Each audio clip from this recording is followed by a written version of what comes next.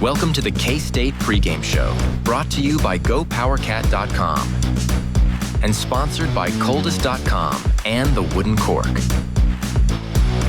Now let's head to the Cats and Dogs studio and your host, Tim Fitzgerald. Welcome to the K-State Pregame Show from GoPowerCat.com. I am publisher Tim Fitzgerald from GoPowerCat, and we're sponsored by Coldest.com and WoodenCork.com. Kansas State righted the ship to a degree last week by beating UCF 34-20 at Bill Snyder Family Stadium. It moved the Cats to 2-3 on the season and 1-1 in Big 12 play. Most notably, some of the problems that have plagued this Kansas State team look to be cured for the most part. In fact, the energy level from the Wildcats was notably higher, and they fed off of a home field advantage from more than 53,000 K-State fans, one of the largest crowds in K-State football history, and certainly the largest in many years. It was a really fun day to be a K-State fan, and there haven't been many of those this season. Let's be really honest. K-State hasn't looked like K-State football in any way so far this season until Saturday.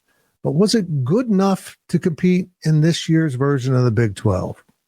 I don't think so. And as the Wildcats prepare to head to Waco, Texas for the next game, to hit the halfway mark of their schedule with game number 6, they got their hands awfully full with a very good Baylor team that can score, and score more points and do it very quickly.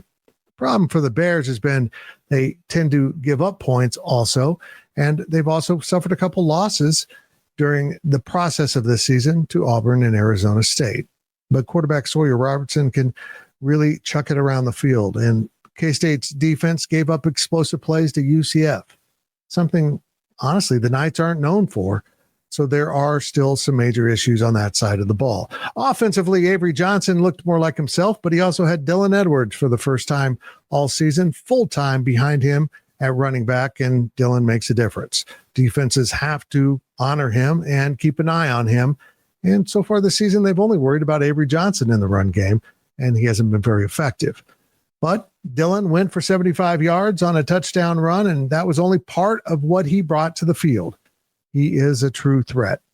The question is, will K-State have its offensive weapons? Jace Brown missed most of that game. He played one snap against UCF before aggravating what we think is a turf toe. And if they don't have him back, they will be depleted at receiver once again and missing one of their key playmakers for another game, which has happened in every game so far. Today's show is going to break down this contest with Baylor. It kicks at 11 a.m. in Waco. It'll be on ESPN Plus, so make sure you have your stream ready to go before kickoff. And it's going to be a very interesting game. These teams, whoever does better what they don't normally do well is probably going to win. K-State's got to stop the explosives, and Baylor has to find a way to just stop an opposing offense. So we'll have Brian Hanley, Big B, the former K-State offensive lineman on the 97 and 98 K-State teams, come in and give us a breakdown of the Wildcats, where they're at and what they need to do to win this game. And then we bring in Cole Carmody, who scouts the opposing team, and he too will break this game down from the Baylor point of view and give us his thoughts on the entire contest. Then we'll hear what's going on around the Big 12 this weekend. It should be a fun slate of games. And also, we will hear from Chris Klieman. It was kind of an odd press conference. There were some people that were absent and others that were honestly not asking questions. So I got to ask more than my typical share, and you'll hear some of that back and forth between me and Coach Klieman. And then I'll wrap it up with my one thing to watch. The most important thing, I think, is in this game for the Kansas State Wildcats if they want to win. But let's get going right now and turn our attention to scouting K-State with Big B. There he is, Big B himself, to talk about Kansas State, its victory over UCF on Saturday at the Bill. Off to Waco they go for a much bigger challenge against Baylor at a packed stadium in Waco. And Brian, these challenges are more significant. That UCF win was good, but it's not the destination. It was just the step in the right direction, and you got to keep taking steps this is a pretty notable step. Yeah, Baylor's a good football team. So, beating UCF is fine. The way we beat UCF, you just wanted to get the bad taste out of your mouth of not being able to win a game. So you did that, which is great. But to beat Baylor, you're going to have to be on your P's and Q's. You can't be messing around to beat Baylor. Like the things that we did defensively against UCF, if you do that against Baylor, they're going to score 50 points against us. So we have to be better in certain aspects of the football game. Now, look, Baylor's defense, it might be a shootout. That's what I'll tell you. It just might be a shootout because their defense is not good. But the thing about K-State is if the offensive line shows up like it showed up against UCF, K-State can have its way and they can run the football because the thing about it is you need your defense rested. How you rest your defense, you control the clock. You should be able to do that against Baylor. Now, you got to do it. They're not going to just lay down for you, but at the same time, you should be able to control the clock, run the football against Baylor. If they can do that, Fitz, we got a shot here. I think all of us overthink how to win a game. And this one seems pretty, the course to victory seems easy to explain, hard to execute. You have to cut down on those explosives from the Baylor offense. That's their offense. That's Sawyer Robertson just will light you up. He'll make you feel bad the entire next week. And they let UCF, which I don't consider an explosive offense in any way, have explosives. So you got to contain that. And also your offense is going to have lots of opportunities. So don't self-destruct. Don't have penalties. Avery's got to be on point with his passes. Don't trip and fall. Don't do the stupid stuff that has derailed so many K-State possessions this year, let alone a defense. But let's take the first part. What is going wrong with the K-State defense with these explosives? Is it schematic or just personnel breakdowns, or is every play a little bit different? I think every play is probably a little bit different. But sometimes look, guys just got out of the gate. Sometimes guys are just out of position. You're there to make a tackle. You got to make a tackle, and then when you don't make a tackle, then a guy gets away and it's a problem. On the long pass play, he just didn't recognize it quick enough and hesitated. Well, you can't hesitate, not in the Big 12. If you hesitate, you're going to get beat. And that's what happened. Just, okay, I see it, but do I need to go? Yeah, you do. Yeah, immediately go. Well, I just hesitate for just a split second, and that was enough. So you're not going to be able to do that with Big 12 opponents and definitely not Baylor. So some of this stuff, Fitz, is guys just have to trust what they see. And when they see it, make the play. I mean, I know that doesn't sound very complicated, but sometimes it isn't. Kind of what you talked about, we overthink how to win football games. Sometimes it's just, okay, I'm here. Now tackle the guy. It's just that simple. Don't just get the guy on the ground. If you do that, explosives go away, Fitz. That's when you see a lot of explosives. It's one thing when they throw the ball over your head and you're just physically beat because the guy just ran past you. That's not what happened. It was missed tackles and then guys getting outran because you're taking bad angles, you're missing tackles, stuff like that. They got to clean that stuff up because, again, it's not just running or throwing the ball with Baylor. Baylor also has the number one run offense, I believe, in the Big 12. So they can run it too. Like Bryson Washington is an NFL-type running back. You have to get him on the ground. If you don't, the same things are going to happen. The K-State's just got to button that stuff up, Fitz. I think they can, but they got to go do it. They got to go do it. People don't realize this about you, but some do. That you had a brief period as a college basketball player before you turned to football. So in basketball terms, we talk about it, the game slowing down. Now I'm just kind of reacting. I understand everything that's, it's now my decision-making sped up so much it feels like everything's slower. I kind of feel like that translates to the secondary for Kansas State. They're still taking that moment to think about it instead of everything's going slower in their mind so they can just react to it. Yeah. Sometimes, Fitz, it just takes games to get under your belt. Look, I remember when I was a junior, I got thrown out there in the starting lineup, and things were going a million miles an hour. And then we played Nebraska in the next week, and I was emotionally, first of all, I couldn't believe that I was actually playing in Nebraska. I'd seen this place on TV. So, I was intimidated to start with, just kind of starstruck. But then you started playing some more games, and it's like, okay, at some point, this got to slow down. And it did. We played OU. I told you before, that was my dad's favorite team. He loved Barry Switzer. And I remember walking out in the middle of the stadium before in the pregame, and I'm like, you know what? I'm not intimidated by this place. This is fun. And I got into the game, and everything just slowed down. It's like, okay, I get it now. I understand where I need to be, and I'm not overwhelmed. And it just took some games to get out there and play. It's not that you don't know what you're doing. Right. It's just things are just going a million miles an hour, and it's literally in your head. And then when things slow down, you're like, you know what? Okay, I got this. And I think that's what is going on. It's just going to take some games because, again, these are young guys. And even if they've played before, it maybe not so much in it as much, or is in meaningful games, but this is what it is. So it's got to slow down for them eventually because it will happen. Now, It may not happen this week. It may not happen next week, but eventually it will happen. Now, we have to hope that it does sooner than later because the season can get away from us.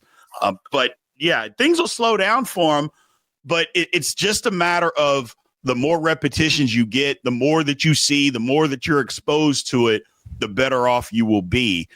And hopefully that's happening for the guys because they know what to do. They're going to the right places, but they're just not reacting quick enough. And you got to be able to react quick enough. It's like people say, hey, just don't think about it. Once you get to that avenue to where you don't have to think about it, then you'll be fine. Offensively for K-State, the line has struggled. But 2 points here. One, they've been shuffling a lot of players, which I don't like. You know that. You got to trust the guy to your left and right, or your left or right if you're a tackle. And be in sync and kind of dance partners. So I think they've been over shuffling. But I also feel like the shuffling has led us to some players that may not stand out in practice, but they're not screwing up in games, or at least doing it less and have been more physical. I personally think with a few exceptions, your center, Sam Hecht being a senior, it's time to just go young and learn along the offensive line. If a senior is going to screw up, get them off the field. They're a senior. That's a perfect backup to come in. Give us 10 snaps here and we're going to play the young guys the rest of the time. Just come in and relief when someone needs it. I just feel like their best group is mostly younger players. Absolutely. 100%. Look, they did it the other day. The offense looked great. They have to just stay with it. I just don't understand the shuffling of the line. Look, I'm not trying to always question coaching and stuff like that, but I talk about this all the time. It's like, look, man, you go to the highest levels of football, even the highest levels of college football. They're not shuffling their offensive linemen around. That's not what happens. Why Kansas State continues to do that, I just don't know. And for people that are out there say, well, you want guys to be fresh. No, you want guys to be fresh. They just need to get in shape. That's all. It's not about, I got to sit out this series so I can be fresh for the next. Not with the offensive line. That is not how it's done. Just put the best 5 out there. And I was like that. K-State just needs to find the best 5 offensive linemen and put them in the game where they can be at their best. Whatever that may be, figure it out. If a right tackle has to play left guard because he's better than the other left guard, then do it. If the left tackle needs to be the center, then put him at center. Whatever. Just find the 5 best and put them out there and get those guys ready to play a football game. I think Kansas State, they have that opportunity. Like I said, I saw the changes, Fitz. They look good, and the younger guys look like they need to be playing. Not look like, they need to be playing more. Period. End of story. The younger guys got to get out there because when we saw them out there, they were doing the job. I have an interesting question that just popped into my head. how much is this I'm not fresh, I'm tired mental? Because we talk about the defense was on the field too long and they got tired and they got worn out.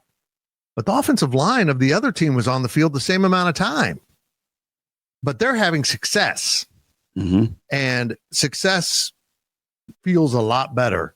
It's motivating than getting your ass kicked at the point of attack and you can't get off the field. I feel like a lot of this exhaustion is just there is a level of physical failure to exhaustion, but a lot of it is just mental toughness to keep going, to keep playing at top speed, even though you're tired and it's not easy.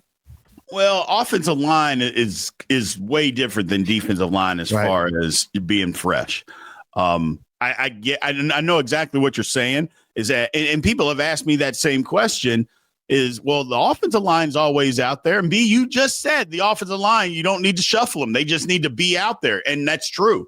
D-line's different though, because think of it. And I explain it like this. Just think of pushing a couch 100 yards. You push the couch 100 yards. Yes, you're tired. Now be on the defensive line. Be on the other side of that couch, not wanting me to push you 100 yards, but then also having to get rid of me, get rid of the couch, push off, and then go run and then go tackle somebody. That's tiring. So you have to be able to shuffle in. And pushing it all the way down, yeah, you'll be tired, but it's not the same as trying to stop somebody from pushing it, then having to get rid of it, shed it, and then go run and go tackle somebody. That's why you have to be able to shuffle defensive linemen in, because it takes more energy, a lot more energy to be able to do that versus somebody just pushing against somebody. Don't get me wrong. It's pushing against somebody against their will. You're trying to move them against their will, but you're not having to go tackle anybody. You're not having to go run and chase somebody down and then get that person on the ground. It's different. I'd like to point out that in that metaphor, I am the couch. Don't really serve a purpose. I can be removed from the equation at any moment. But speaking of that, a topic we addressed on the PowerCat podcast earlier this week was the use of defensive ends at defensive tackle. And we've talked about this, that they didn't really have the personnel. They didn't have the depth with interior defensive linemen to make this move. I know they want to make this move, but at the end of the day, when you're trying to defend the run with a 265-pound defensive end playing tackle, which is a different skill set, let's point that out. He's now got he's got a lot of traffic around him, might be blocked by multiple guys. It looks to me like on a lot of these downs, they're just bending that dude back. He can't fight off a 300-pound guard who knows how to drill you into the ground.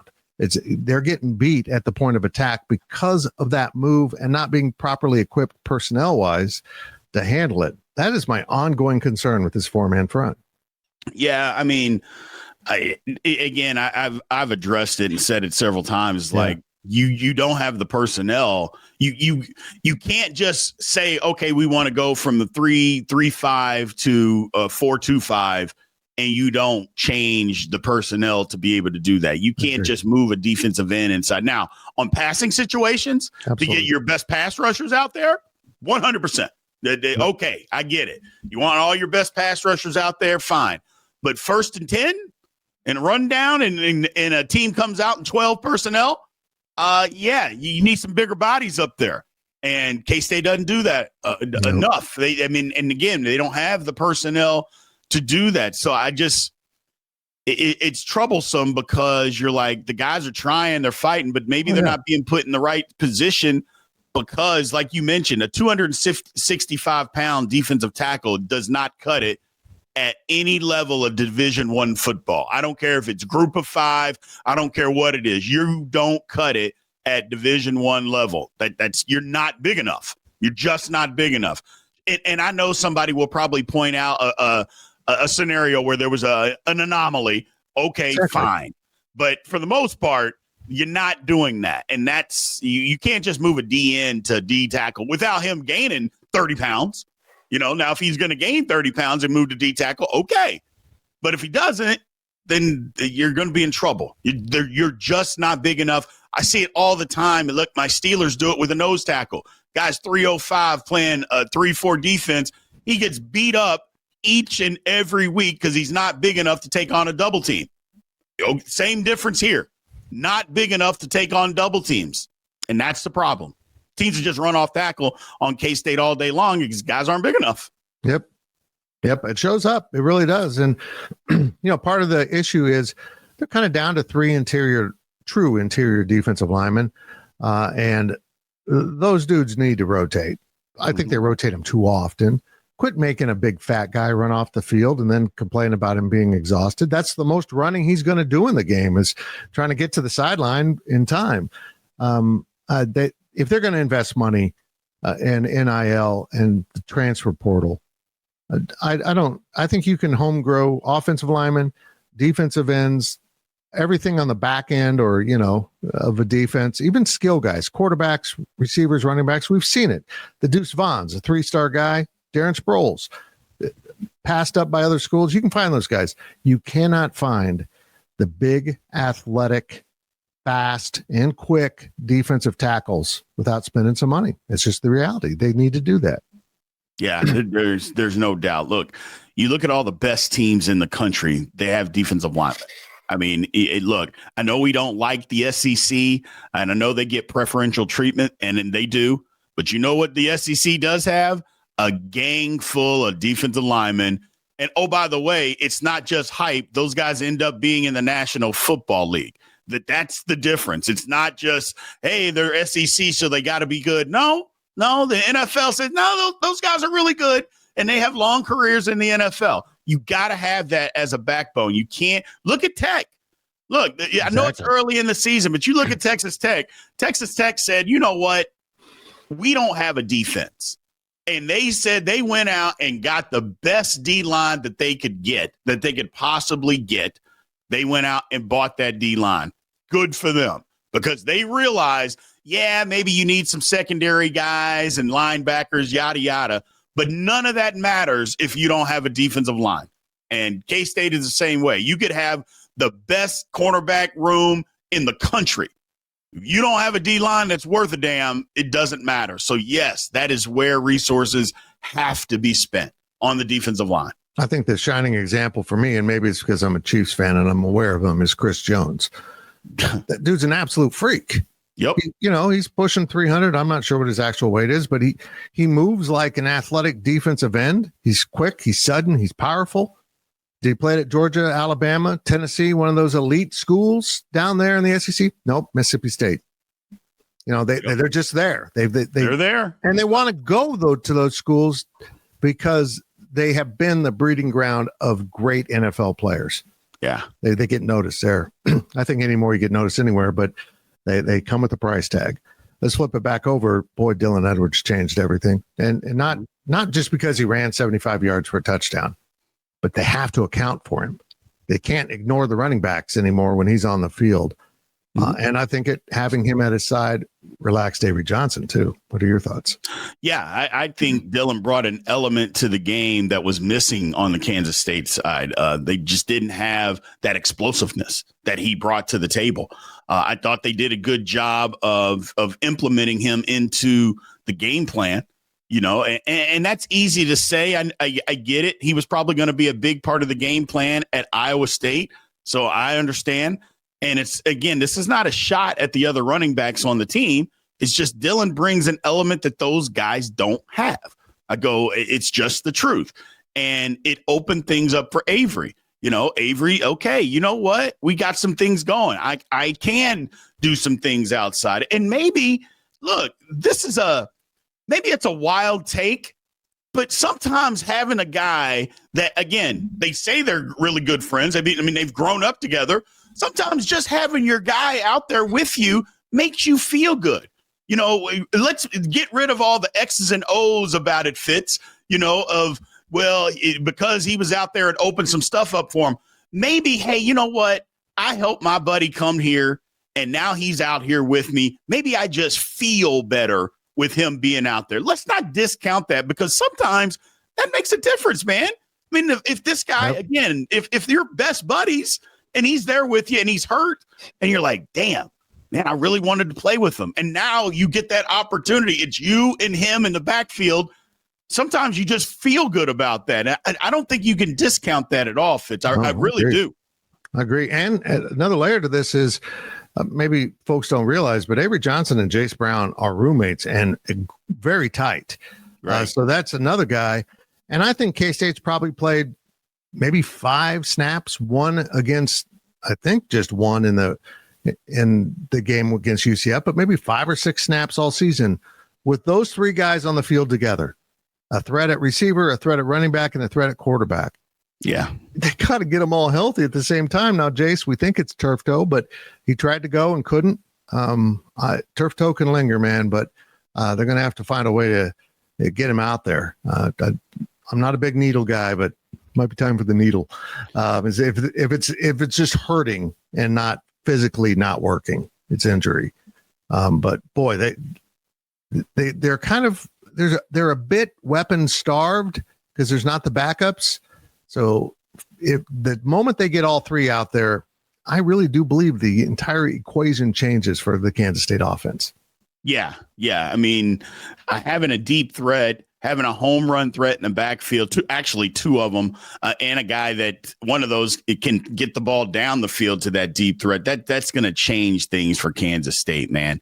And imagine just lining them both up on the same side. One of them happens to be in the slot. What are you going to do? Who are you going to cover? Go empty backfield. I mean, there's just so many different things that you can do, but you're right. They all got to be healthy at the same time. It's unfortunate that they're not. Jace Brown, turf toe, man, that's ugly. It is ugly. Some people think, man, it's just a toe. And I'm like, no, it's not just a toe, man. I mean, it ends careers. Like, people don't play football anymore because of turf toe. Just imagine, it's basically the padding on the bottom of your foot is either hurting, it's inflamed, or it's gone. That's a problem. Yeah. Or it's the ligament that helps your foot go up and down. It's one of those. And if that is messed up, you've got big problems, people. So I don't know. We'll see what happens. I hope he can play because, quite honestly, they're going to need him. They're going to need him to beat Baylor. You need that big toe working. Yeah, you do. Whether it's playing football or walking up and down the stairs, everything becomes different without. And if you tear that ligament, you're probably done. You're probably done. One other thought: the Blake Barnett package, bringing in the redshirt freshman quarterback with Avery still in the field. They got to keep using it but they have to build off it. They can't just keep running Blake Barnett. The moment they get to, he's flanked by, in that inverted triangle format or formation with Avery, Dylan, and Jace. I don't know what a defensive coordinator does, particularly if you involve all of them into the scheme. Mm-hmm. I think it could be a game changer, and they need to keep going to it because it's a changeup that requires a lot of preparation for a defensive coordinator in practice to understand. Well, now we also have to watch for this, and this guy can do that. I think could be a real source of trouble for opposing defenses. I think so too. And again, the more imagination, the better for Kansas State. If they can continue to build off of this, you're right, Fitz. They got to stick with it. I don't know why they wouldn't stick with it. It was successful, and again, you're not trying to take the ball out of Avery's hands and keep him from being as explosive as possible, but you're just trying to win a football game. That's where Kansas State is at this point. Just win this football game or win a snap. Like I've been saying for the last couple of weeks, just win this play. Okay, great. And if that's what's required to win the play, then continue to do it. Just do different things because there's so many different things that you can do off of that, Fitz. We've talked about it before. I mean, you can have the backs cross. You can hand it to somebody downhill. You can drop back and throw it. You can do so many different things out of this, but they got to continue to use it. I don't think they need to use it 20 snaps a game or anything like that. But if you use it anywhere between 5 to 8 snaps, yeah, absolutely. A play on 3rd or 4th and 1 that you're going for it. Absolutely go for it. Because again, all you need is a defender to go one other direction where the ball's not going, and all you need is a yard. I mean, stuff like that. I mean, got to keep all that in mind when we're trying to win a football game. I think it can be a weapon for K-State. I do too. I'll be intrigued to see if they use it at Baylor or if they put it in the back pocket. I think they're going to need a little bit of everything, Big B, for this game. And it can't be just answering explosive with another explosive. They need to answer with a long possession that ends in the same amount of points. What are your thoughts on the outcome of this contest? Look, K-State, they won a game last week, but I got to be more. I need to see more before I'm convinced that, because a lot of K-State fans, we're back. And I'm like, no, we're not. No, we're not. Not yet. You go win at Baylor, I'll be willing to give us credit for being back, but not yet. And Baylor's really good. I haven't seen enough from K-State that's telling me that they're going to be able to stop them on offense. I just have not seen that all year. And because of that, I don't think the K-State Wildcats can win this football game. Well, I don't think they will. Not that they can't. Yeah, exactly. They absolutely can win this game. There's no doubt in my mind that they can. I just don't think they will, because I think the score is going to get away from them, unfortunately.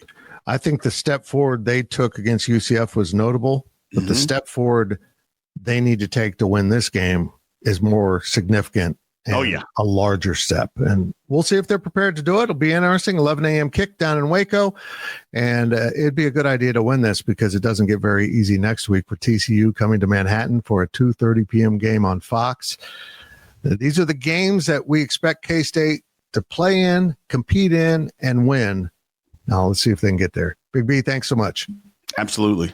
And after the break, we bring in Cole Carmody to take a look at Coach Dave Aranda's Bears a little bit deeper as the K-State pregame show powers on. We'll be right back. Looking for the rarest bottles at the best price? Experience the best alcohol delivery service. At Wooden Court, we have your favorite bottles in stock and ready to be delivered to your door. Visit woodencork.com and use the code LIFEOFFITS for your special discount. Welcome back to the K-State pregame show from GoPowerCat.com. It's time to take a look at the Baylor Bears, and to do that is our Cole Carmody, who handles the scout of the opponents, and he will also be with Brian Hanley on the postgame show Saturday immediately following the game. Cole, this is the tale of two sides of the ball for Baylor. Just bizarre. They're so good on one side and absolutely awful at the other. And it could make this a very interesting game. Let's start with the good stuff. Yeah. Their offense is really good. Yeah. Their offense is really good, Fitz. And it starts with Sawyer Robertson. And coming into the season, I'll admit I was a little, I don't want to say down on Robertson, but, it's very easy to look at a team's record, to look at who they beat and say, oh, well, the quarterback must not be that good. And if you are looking at Baylor and you see a team that is 3-2, do not be fooled, because their offense is elite. Sawyer Robinson is going to be an NFL draft pick. Fitz, I watch him and he reminds me of Justin Herbert. That's the first person that came to my mind when I watched him. And when I watched this team play, it reminds me of the Texas Tech teams with Patrick Mahomes. They have elite talent on the offensive side of the ball at the skill positions. Now, defensively, it's a whole nother story. I think this defense is probably worse than those Texas Tech defense, which is really saying something.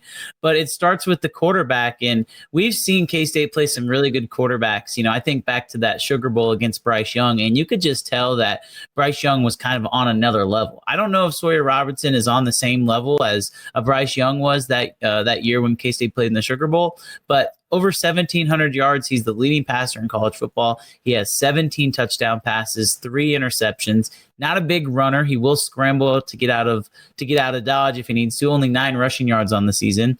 But his thing is he likes to throw it, and he likes to throw it deep. He's got a bunch of receivers to do it with. Offensive coordinator Jake Spavital has really built this offense up with a lot of tools, including a very good running back. This is not a one-dimensional offense. So give me some of the other guys fans should keep an eye on. So Bryson Washington, we talked about him on the Insiders. Brian Hanley brought him up. He is the running back that you're referencing. He was an 1,000-yard guy last year, one of the better running backs in the Big 12. He's a sophomore, so was really good as a freshman. 492 yards on the season so far. Averages over 5 yards a carry. I will touch on the offensive line here in a little bit, but Bryson Washington, definitely not a guy to sleep on. If you're K-State and you feel like you're going to take away the pass, well, they have a running back who can really get the job done when he's called upon. But they have 4 wideouts and a tight end. And anytime you have 5, or if you count Washington, 6 guys, it makes it very difficult to defend. And Josh Cameron has been a guy at Baylor who's just been steady Eddie there for the last 4 years. He's a senior. He's played in all 4 years. The leading receiver by a mile, but then they have a trio of guys behind him. Cole Wilson, Ashton Hawkins, more kind of the middle of the field guys, will find the soft spot in the zone. And the guy they brought in from Alabama this year, Kobe Prentice, he's their home run hitter. Now, he only has 16 catches on the season, Fitz, but 5 of them have gone for touchdowns. He also leads the team in average yards per reception. He is a game breaker. He has that game-breaking speed. When they need a home run, look for them to go to Kobe Prentice. But Josh Cameron and I would say Prentice, those are the 2 guys to watch at the receiver spot. And, oh, yeah, by the way, they have one of the best tight ends in the country in Michael Trigg. So a lot of weapons to deal with if you're K-State on the offensive end for Baylor. On a scale of 1 to 10 and bad matchups, this is a 37. It really is. I mean, because K-State has given up some run yardage, and they've also been exposed on the back end of the defense with passing, but the real concern is the explosive plays they gave up against UCF, because that's what this offense is about for the Bears. They want to put up points fast. They want to get in the run and gun mode, and that is a sign of big trouble for K-State, I believe. It is. I think you're going to really have to rely on your veteran safeties in this game. We talk about the big plays, and it's really been the explosive runs that have hurt K-State. And, when you're dead set on running in between the tackles, which is what a lot of Baylor does, you're not going to see a lot of explosive runs from this Baylor offense. The explosive plays are going to come through the air. And so if you're K-State, how do you find a way to limit those, right? Like, you got to be able to live with the fact that they are going to get some yards on you, but you have to eliminate those big plays through the air. And the one thing I think that makes Sawyer Robertson so dangerous is when he gets out of the pocket, he's looking down the field to throw, right? He's not going to be a guy like we saw Avery Johnson do on Saturday who's going to get out of the pocket and then run. Sawyer Robertson is looking to throw the ball down the field. And I think this will be a really good challenge for K-State's secondary to kind of see what they're made of. If you look at all the grades, K-State's graded out really well in the secondary the last few weeks defending the pass. I don't anticipate those grades to be the same simply because they're going up against a very elite group of wide receivers. But if there is any kind of hope for this K-State secondary, this K-State defense rather, they've actually been better against the pass than they have against the run. And Baylor likes to throw the ball. So, we'll see how it plays out. You're not going to be able to contain them. You got to be able to try and slow them down. And so we'll get into the matchup here in a second. But, yeah, I think that, if this was a 7-on-7 game, Baylor would have the 25-point advantage. But guess what? It's not 7-on-7. Well, K-State's got to get a pass rush. And they've got to do so with respecting the run at the same time. So it's going to be a lot for Joe Klanderman's crew to handle. And we'll see. We'll see if they mature from what took place last Saturday, because that was a better defensive effort. But again, those explosives were alarming. They did a great job of bottling up UCF, and then boom, someone gets behind the secondary. Boom, someone's in the wrong gap, and a running back goes through the secondary for a touchdown. That could lead to an absolute disaster if they're not more buttoned up. Yeah, I think we're going to see a lot of man coverage in this game. And I think if you play a lot of man coverage, it makes it a little bit more simple. And we know that Joe Klanderman's talked about the reason that they haven't played a ton of man was because they wanted to get more pressure, right? And if you play man, then typically you're blitzing. Well, I think K-State's going to have to blitz. And that's not really any indication on Baylor's offensive line, because quite frankly, I don't think Baylor's offensive line is, the best offensive line K-State's seen this year. But because Sawyer Robertson likes to get the ball out so quick, it's not a bad idea to blitz him. because if you can hold in coverage for just a little bit, then you're going to have a better chance at getting home. And, I think Zayshawn Rich has been just as good as any cornerback in the Big 12. I'll be interested to see if he follows any particular receiver. We know K-State typically doesn't do that, but I would be totally on board with having Zayshawn Rich follow Josh Cameron, because that's a kid who's really earned that opportunity. And then you go from there, right? Or do you really trust Akwe Moss to guard one of these speedsters in the slot? Or are we going to see another cornerback come into the game? Are we going to see 3 or 4 cornerbacks on the field at one time?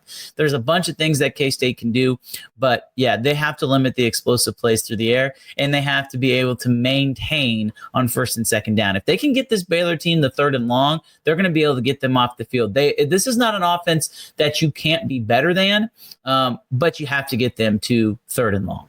Yeah, and K-State was better at that. They did a good job with UCF of getting them into those situations and then stopping them from converting. On the other side, the K-State offense looked better, didn't put up as many points as it should have because it had some mistakes, particularly on the first drive, that interception on the gadget play from Lincoln Cure. But there were signs of hope that this offensive line is playing better. The return of Dylan Edwards improved things. But K-State can't have a self-inflicted failure to convert a first down. They just misconnect on a pass, and then they don't execute a block very well, and the running play didn't go anywhere. And we've seen it happen. Often this K-State offense has been its own worst enemy. They have to be efficient if K-State probably wants to keep up on the scoreboard.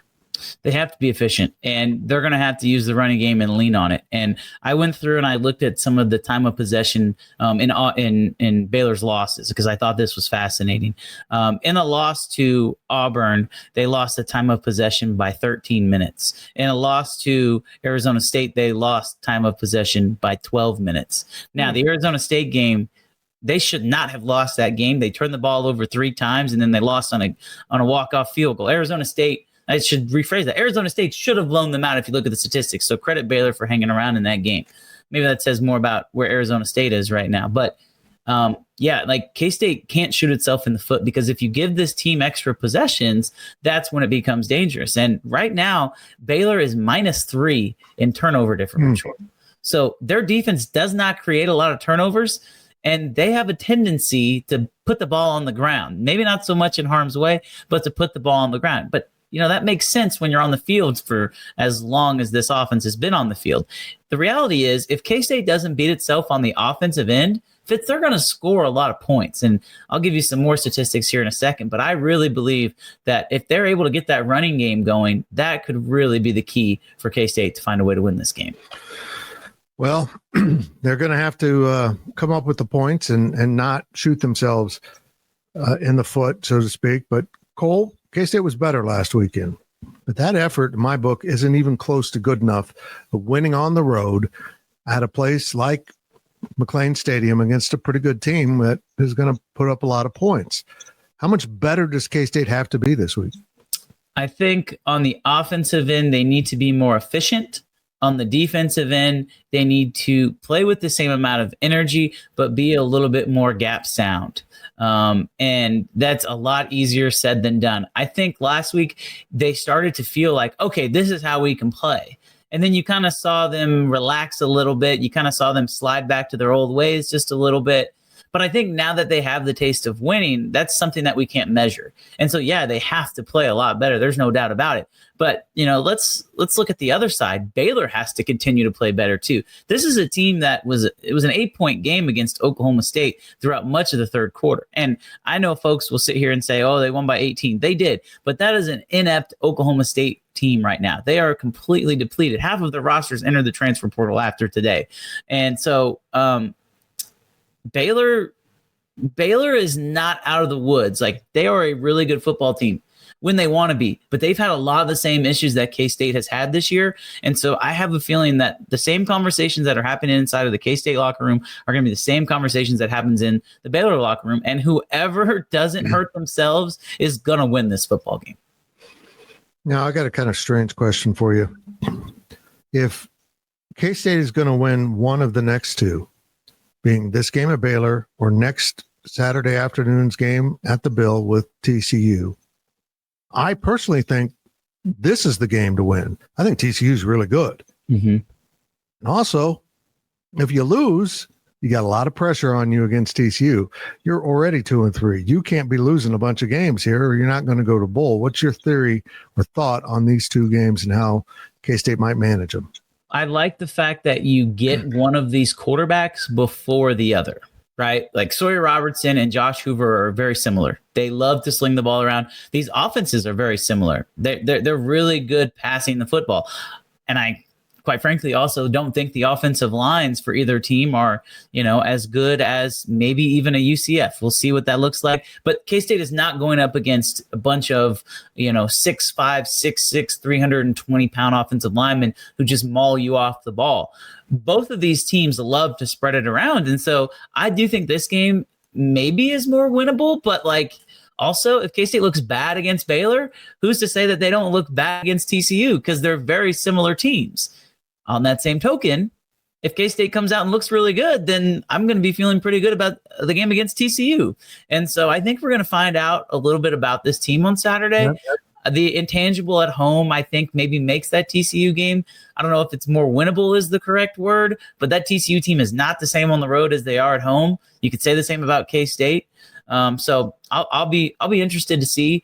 They can win this game, Fitz, and I'm sure we'll talk about Avery Johnson before we close, but they can win this game, and they honestly have to want it more. They have to be more physical. If they can be more physical than Baylor, they have a really good chance in this game. You never tell your offense, let's not have explosive plays.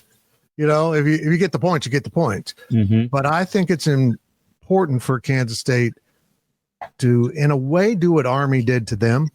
Possess the ball, wear down the defense, and finish drives with scores. And I felt like, speaking of Avery, that he was back to kind of looking a little more like himself, but not all the way there. If he completes that process and gets back to being Avery Johnson and playing with a great deal of confidence, I think that really bodes well for K-State. They have struggled, they as in Baylor, have struggled defending the run, specifically the quarterback run. Against Auburn, which was their opening game of the season, Jackson Arnold ran for 137 yards at the quarterback position. They gave up 307 yards on the ground. Against SMU, in that Auburn game, they gave up 38 points. In the SMU game, they gave up 45 points.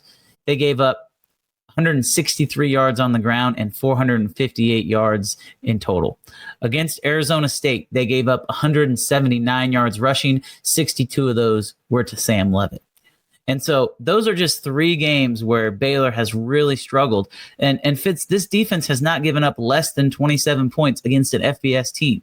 And that includes Oklahoma State. The only time that a team has failed to score 27 points has been Samford. So they have to run the ball and they have to possess it. And you're right. You might not get the explosive plays, but if you keep wearing them down, this is a defensive line. This is a front seven. I'm not going to say that they're going to quit because I don't think that's the case at all, but you can wear them down and you can break through and really get those explosive runs. I really think Avery Johnson needs to run the ball for 75 yards in this game if K-State wants to win. I know that's kind of an arbitrary number, but I think if Dylan can get 100 yards rushing and Avery can get 75 yards rushing, it doesn't matter what your defense does because you're going to have possessed the ball for a really long time and you're going to score points. You have to get those two guys rolling. And so if number 2 and number 3 can run for a combined 150 yards, 170 yards, K-State's going to win this football game. I truly believe that. Very good. Do they get it done? I've been going back and forth all week, right? Because this is not an easy one. I actually think that they do. And I think because this team showed the grit, they showed the fight, and they showed the ability to run the ball last week. I keep going back to that, but they showed the ability to run the ball. I really think that kind of gives them the edge in this game. Now, they are going to have to stop that Baylor offense. We've talked about that ad nauseum. But if you can reduce their time on the field, then you have a better chance at winning. And you know what? You know how the game of football works. If you run the ball, the clock keeps rolling and you keep the ball longer, which means the other team isn't on the field. It's very simple, Fitz. Win time of possession, run the football, and I think K-State wins this game. Very good. That's Cole Carmody, one of our analysts at GoPowerCat.com. He also handles our recruiting stuff and does a great job with that. But he and Brian Hanley will handle the post-game show as soon as the game between the Cats and Bears completes itself in Waco, if that made sense. On the other side, we're going to talk to Chris Klieman. There were some absentees at Monday's press conference, so I got in more than my share of questions, and we still didn't use all the allotted time. So my conversations with Chris Klieman are coming up, and then I'll have my one thing to watch. There's always one key that stands out to me. We'll be right back. From the house to the car to your tailgate, Coldest.com offers elite insulated tumblers. Imagine yourself standing in the football stadium's parking lot, and you want to keep your drink cold or hot. Coldest gets the job done. They're leak-proof, come in numerous designs and sizes, holding up to 46 ounces. And here's the best part. With your Coldest mug, no one needs to know what you're really drinking. Coldest.com. Use the code LIFEOFFITZ for a 10% discount. Welcome back to the show. And now let's take a look at the schedule in the Big 12 for Week 6 of the 2025 season. There are 7 conference games this weekend, starting with a Friday night contest in Provo. West Virginia travels to BYU for a 9:30 kickoff on Friday on ESPN. Saturday action starts with Iowa State at Cincinnati for an 11 a.m. game on ESPN2, in which Cincinnati is a surprising favorite. Also, Kansas State heads to Baylor for an 11 a.m. kick on ESPN+. The day continues with a 2 p.m. kick on TNT and True TV featuring Oklahoma State at Arizona. Saturday evening action starts at 6 p.m. when a pair of 4-0 teams from Texas collide in Houston. 11th-ranked Texas Tech presents the Houston Cougars with a formidable challenge. The game will be shown on ESPN. There are also 2 games at 6:30. Colorado plays at TCU on Fox, and Kansas meets UCF in Orlando on ESPN2. That's it for your preview of Big 12 action. Now let's return to the Cats and Dogs studio and your host, Tim Fitzgerald.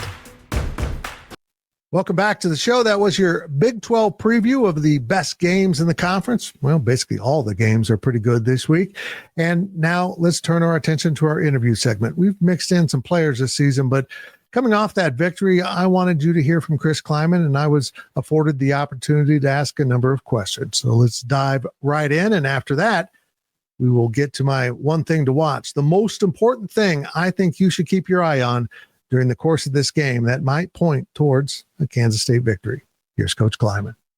We've got to be better. We're giving up too many explosive plays on defense, not getting as many right now on offense. I know we did get the big run with Dylan, but we've got to be a little bit more efficient on offense and get a few more explosive plays, and we cannot give up as amount of explosive plays we are on defense. Positive side, Simon's punting the ball extremely well, which is a big key for us in flip and field position. We were good in the red zone on offense, and we won the turnover margin, and that was huge for us to get 3 big turnovers. Coach, you mentioned after the game that third quarter gave you a little nerves. Let me read some stats here because I didn't realize how dramatic this shift was. Through the first possession UCF had in the third quarter, they had run 34 plays for 134 yards, including an 82-yard touchdown. From that point on, 171 rushing yards, 268 total additional yards. What exactly happened there? Well, I would tell you a little bit of air got deflated out of us on the 80-yard touchdown pass because in reality, we should have had a shutout at halftime. And we kind of not really bust a coverage. We don't play the technique the right way, and they get a big pass play. And my fear was some of what happened was, man, we're playing really good. Okay, now we get punched in the mouth. How are we going to respond? And that was good. I was excited coming out the second half. We get a big 3 and out, and then our offense takes it. We win that 4-over-4 battle of the first 4 minutes of the second half, and then you're right. And then it kind of deflated on us, and a lot of it was communication and some technique errors, and we didn't finish plays. And I think that's the biggest thing is we got a guy in position to make a tackle on the long run, and we missed the tackle. And when you're playing really good offenses that know exactly where they're pushing the ball, crack people, all the stuff, and we don't make the tackle. Big plays happen, and that was frustrating. Something we got to get cleaned up. You're going to give. Offenses are too good. You're going to have 15-yard gains. You're even going to give up a 20-yard gain. We cannot give up the big plays that we have, and a lot of it is technique errors or communication. After going back and watching the film, what did you think of the offensive line and some of those other guys that you worked in? Yeah, I was really happy with them. I thought they played physical. I thought they communicated well. It's a pretty good front that we went against. All those guys, the ones you know about, played really well. I thought Gus Hawkins came in and gave us some really good snaps. You can tell some of the freshman mistakes maybe he was making early in the season. He's gaining some confidence. Devin Vass came in and played 50-some snaps because J.B. Nelson couldn't go, and it gave us a great lift. And he was able to play both guard spots, which helped us get TP out a little bit. Liney's the one that, he's the Swiss Army knife. He has to play them all. I wish he didn't have to, but in a game like that, we had to play him at multiple spots. But I thought Sam and TP, I thought TP played one of his best games of the year. We got to have that expectation of Sam and TP. But overall, I think we were more consistent. Did they whip us on some plays? You bet. But we were more consistent in the O-line. In evaluating Avery, he played really well, but was he just more decisive in his decision-making?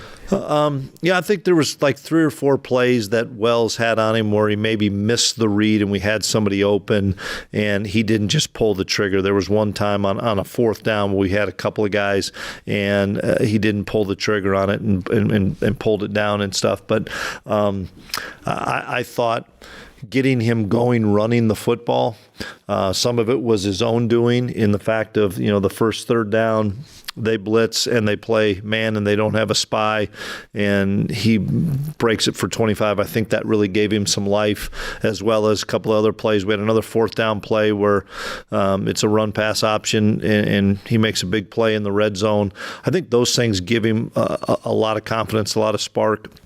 And, he was, I think, protective of the football, did a really good job, of not throwing it into some coverage that maybe can get rattled around in there. But and we had a couple of drops again. But, I thought he played a good game. I know there's more in Avery, though. That was K-State coach Chris Klieman from Monday's press conference. And now it's time to wrap this show up with my one thing to watch. And for me, this took no decision on my part because it is stopping the explosive plays. UCF had 5 of them, what are classified as big plays against K-State. That's a team not known for making explosive plays. Baylor is the team known for that, maybe in all of college football. Quarterback Sawyer Robertson has been spreading the ball all over the field, whether it's handing it off or passing it downfield. They can score and score very quickly. Kansas State has to find a way to negate some of that. They're going to give up plays, there's no doubt. And when they do, they can't let themselves be affected mentally by that play. We saw that a little bit in the UCF game. Just play through your mistakes and try to make a better decision on coverage or pass rush the next time around. If K-State can limit those explosives while maintaining the ball on its offensive side and scoring points, the Wildcats are going to win. And boy, this team needs a win. It would get them to 3-3 on the season as they come home to play a very good TCU team. This is a lot of schedule left for the Wildcats and some really good teams. Winning in Waco would set a tone and show that the improvement wasn't just in one home game against an opponent that, honestly, they should have beaten by more than 14 points. Winning at Baylor against a team that is a bad matchup in many ways for the Wildcats could set a tone for the rest of the year. We appreciate you watching the K-State pregame show from GoPowerCat.com. Make sure you check out our sponsors, Coldest.com and The Wooden Cork. The code LifeOfFits at both will get you a discount. Now I'm getting ready to head to Waco. It's the Cats and Bears in a Big 12 game kicking at 11 a.m. at McLean Stadium.